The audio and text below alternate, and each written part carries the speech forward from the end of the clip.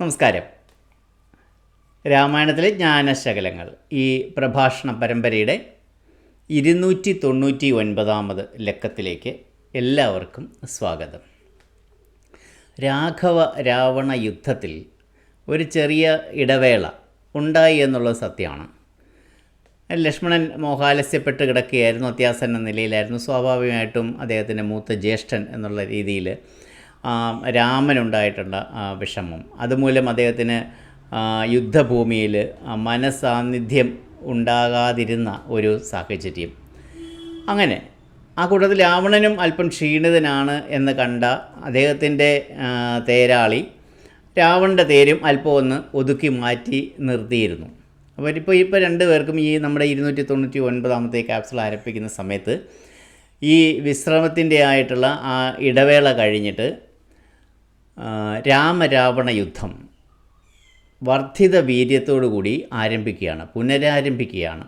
തീ പാറുന്ന യുദ്ധമാണ് നാം കാണുന്നത്. ഈ സമയത്ത് തികച്ചും ആകസ്മികമായി, ഒട്ടും തന്നെ പ്രതീക്ഷിക്കാതെ ഒരു വിശിഷ്ട വ്യക്തി ശ്രീരാമനെ അത്ഭുതപ്പെടുത്തിക്കൊണ്ട് അദ്ദേഹത്തിൻ്റെ തേരിൽ അദ്ദേഹത്തോടൊപ്പം പ്രത്യക്ഷപ്പെടുകയാണ്. സർവാദരണീയനായ, എല്ലാവരും ബഹുമാനിക്കുന്ന അഗസ്ത്യ മഹർഷിയായിരുന്നു അത്.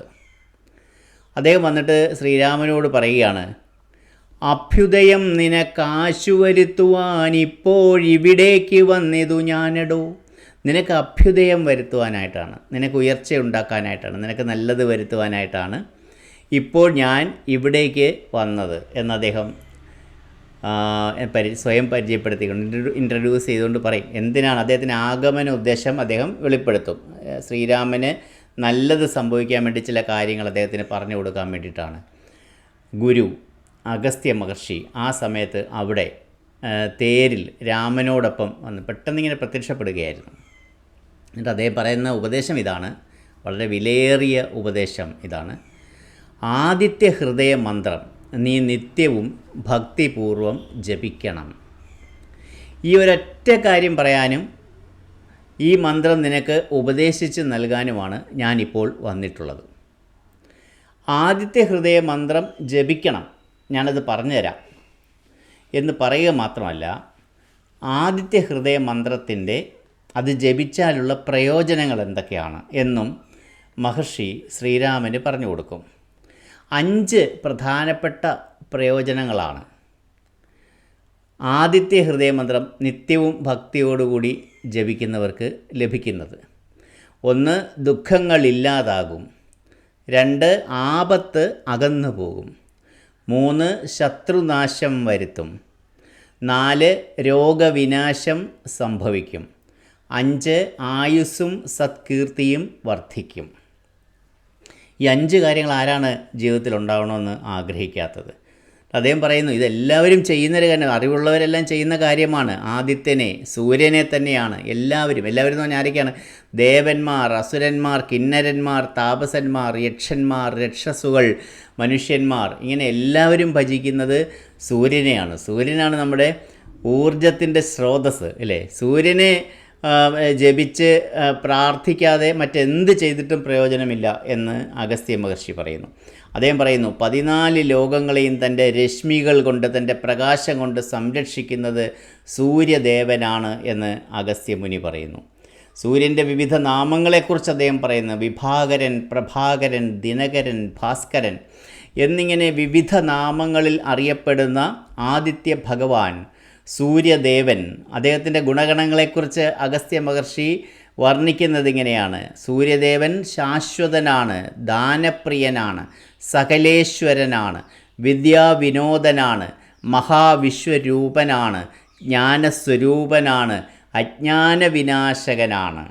അജ്ഞാനം അന്ധകാരത്തോടാണല്ലോ, അജ്ഞാനതിമിരാന്ധസ്യ ജ്ഞാനാഞ്ജനശലാകയ എന്ന് അത് നമ്മൾ ഓർക്കുന്നുണ്ടാവും. അതായത് അജ്ഞാനത്തെ, അറിവില്ലായ്മ എപ്പോഴും അന്ധകാരത്തോട് കൂടിയിട്ടാണ് ഉപമിക്കുന്നത്. ആ ജ്ഞാനത്തെ എപ്പോഴും പ്രകാശത്തോട് കൂടിയിട്ടാണ് ഉപമിക്കുന്നത്. ആ പ്രകാശം ആരാണ് തരുന്നത്? സൂര്യനാണ് തരുന്നത്. അതാണ് അജ്ഞാന വിനാശകൻ എന്ന് പറയുന്നത്. അങ്ങനെയൊക്കെയുള്ള ആദിത്യ ഭഗവാനെ പ്രസാദിപ്പിക്കേണ്ട സന്ദർഭമാണ് ഇപ്പോൾ സംജാതമായിരിക്കുന്നത് എന്ന് ശ്രീരാമനെ അഗസ്ത്യ മഹർഷി ഓർമ്മിപ്പിക്കും. എന്നിട്ട് അങ്ങേറ്റത്തെ കരുണയോടുകൂടി ദയാവായ്പോടുകൂടി അദ്ദേഹം പറയും, അതിനാൽ ഞാൻ നിനക്ക് വിശിഷ്ടമായ ആദിത്യ ഹൃദയ മന്ത്രം ഉപദേശിച്ചു തരാം എന്ന് പറഞ്ഞിട്ട് അദ്ദേഹം ആ മന്ത്രം ഉപദേശിച്ചു കൊടുക്കും. എന്നിട്ട് പറയും, എല്ലാ ദിവസവും ഭക്തിപൂർവം ആദരവോടെ ആദിത്യ ഹൃദയ മന്ത്രം ജപിച്ച് ധ്യാനിച്ച് ആദിത്യ ഭഗവാനെ, സൂര്യഭഗവാനെ പ്രസാദിപ്പിക്കണം, അദ്ദേഹത്തെ നമസ്കരിക്കണം. അദ്ദേഹത്തെ നമസ്കരിച്ചിട്ട് വേണം അന്നത്തെ ദിവസം തുടങ്ങുവാൻ എന്ന് ശ്രീരാമനോട് പറഞ്ഞു കൊടുക്കും. എന്നിട്ട് പറയും, നീ ശത്രുവിനോടിപ്പോൾ എതിരിട്ടുകൊണ്ടിരിക്കുകയാണ്, നിൻ്റെ ആവശ്യം ശത്രുനാശമാണ്. ആദിത്യ ഹൃദയ മന്ത്രം ജപിച്ചാൽ ശത്രുവിന് നാശം സംഭവിക്കും, ഇത് തീർച്ചയാണ്. അപ്പം ആദിത്യ ഹൃദയ മന്ത്രം അഗസ്ത്യ മഹർഷി ശ്രീരാമന് ഉപദേശിക്കുകയാണ്. എന്താണ് ആ ആദിത്യ ഹൃദയ മന്ത്രം? അതറിയാത്തവർക്ക് വേണ്ടി ഞാനത് പറയാം. രാമായണത്തിൽ ഇത് ഈ മന്ത്രം പൂർണ്ണമായിട്ടും രാമായണത്തിൽ പറഞ്ഞിട്ടുണ്ട്. അപ്പോൾ എന്തിനാണിത് പറഞ്ഞിട്ടുള്ളത്? അഗസ്ത്യ മഹർഷി ശ്രീരാമന് വേണ്ടി മാത്രം പറഞ്ഞാണെന്ന് നമ്മൾ കരുതുന്നില്ല, അല്ലേ? നമുക്ക് വേണ്ടി കൂടി ആകണം. നമ്മുടെയൊക്കെ ജീവിതത്തിൽ നമ്മളിങ്ങനത്തെ സാഹചര്യങ്ങളെ നേരിടുന്ന ആൾക്കാരാണ്. ഇപ്പോൾ നേരത്തെ പറഞ്ഞ പോലെ ആരാണ് ദുഃഖങ്ങൾ ഇല്ലാതാകണമെന്നും ആപത്തകന്നു പോകണമെന്നും ശത്രുനാശം വരുത്തണമെന്നും രോഗവിനാശം സംഭവിക്കണമെന്നും ആയുസ്സും സൽകീർത്തിയും വർദ്ധിക്കണമെന്നും ആഗ്രഹിക്കാത്ത ആരാണുള്ളത്? എല്ലാവരും ഉണ്ട്, അല്ലേ? അപ്പോൾ അങ്ങനെയുള്ളവർക്ക് എല്ലാവർക്കും പ്രയോജനപ്രദമാകാൻ വേണ്ടിയിട്ടാണ് അഗസ്ത്യമുനി ശ്രീരാമന് ആദിത്യ ഹൃദയമന്ത്രം ഉപദേശിച്ചു കൊടുത്തതും അത് വാൽമീകി രാമായണത്തിൽ ഉൾപ്പെടുത്തിയിട്ടുള്ളതും എന്ന് തന്നെ നമുക്ക് അനുമാനിക്കാം. ഇതാണ് ആദിത്യ ഹൃദയമന്ത്രം. സന്താപനാശകരായ നമോ നമ, അന്ധകാരാന്തകായ നമോ നമ, ചിന്താമണേ ചിദാനന്ദായ തേ നമ, നീഹാരനാശകരായ നമോ നമ, മോഹവിനാശകരായ നമോ നമ, ശാന്തായ രൗദ്രായ സൗമ്യായ ഘോരായ കാന്തിമതാം കാന്തിരൂപായ തേ നമ, സ്ഥാവരജംഗമാചാര്യായ തേ നമ, ദേവായ വിശ്വൈക സാക്ഷിണേ തേ നമ, സത്വപ്രധാനായ തത്വായ തേ നമ, സത്യസ്വരൂപായ നിത്യം നമോ നമ. ശ്രീരാമൻ അഗസ്ത്യ മുനിയുടെ മഹർഷിയുടെ വാക്കുകൾ അതേപോലെ തന്നെ ശിരസാ വഹിച്ചു.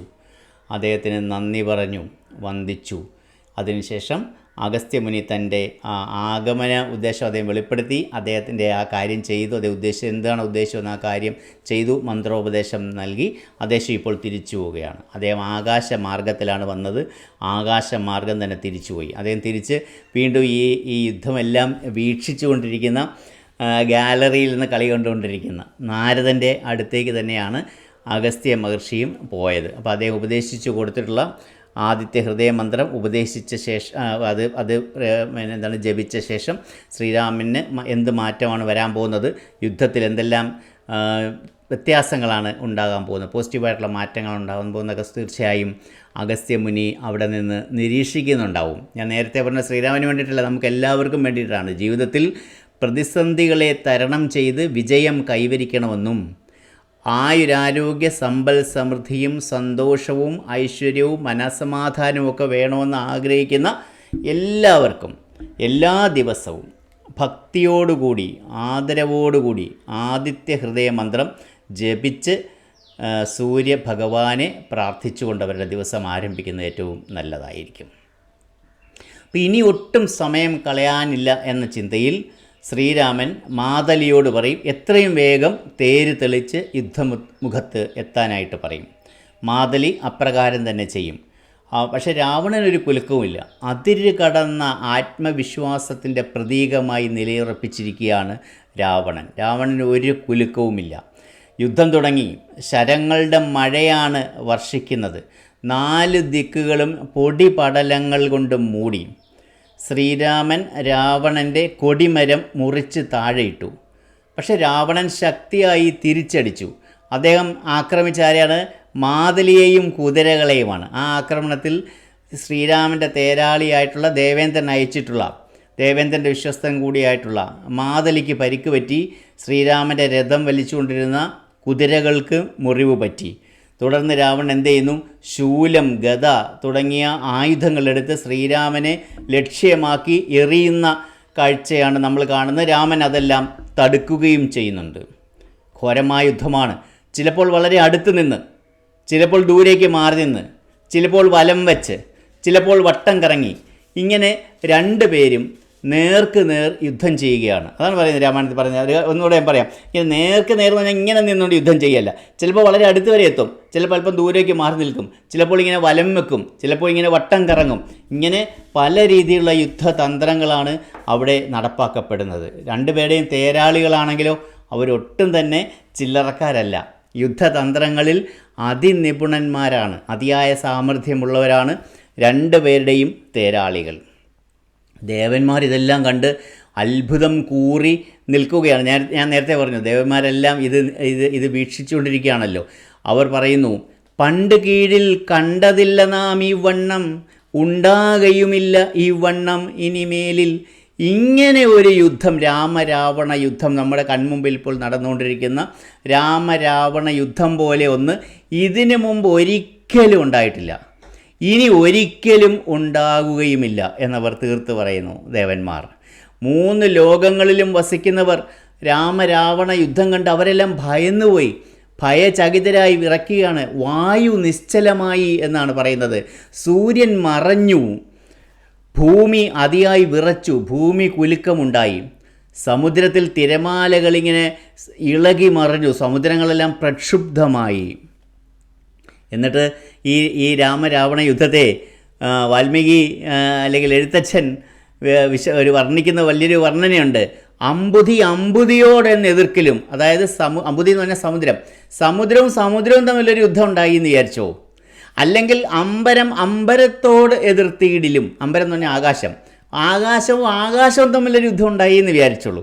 അങ്ങനെയൊക്കെ ഉണ്ടായാൽ പോലും, എന്നെങ്കിലും അങ്ങനെയൊക്കെ സംഭവിച്ചാൽ പോലും രാഘവരാവണ യുദ്ധത്തിന് സമം രാഘവരാവണ യുദ്ധം ഒഴിഞ്ഞില്ല. രാമരാവണ യുദ്ധത്തിന് സമം രാമരാവണ യുദ്ധം മാത്രം.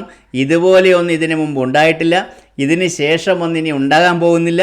സമുദ്രവും തമ്മിൽ, ആകാശവും തമ്മിൽ ഒരിക്കൽ യുദ്ധം ഉണ്ടായാൽ പോലും അതൊരിക്കലും രാമരാവണ യുദ്ധത്തേക്കാൾ ഉഗ്രമാകുകയില്ല, ഘോരമാകുകയില്ല. രാമരാവണ യുദ്ധത്തിന് സമം രാമരാവണ യുദ്ധം തന്നെ എന്നിങ്ങനെ ദേവന്മാർ പുകഴ്ത്തുന്ന സമയത്ത് 299-ാമത്തെ ലക്കം അവസാനിക്കുകയാണ്. നമ്മളെല്ലാം കാത്തിരുന്ന 300-ാമത് ലക്കം സമാഗതമാവുകയാണ്. നമുക്ക് കാത്തിരിക്കാം. നന്ദി, നമസ്കാരം.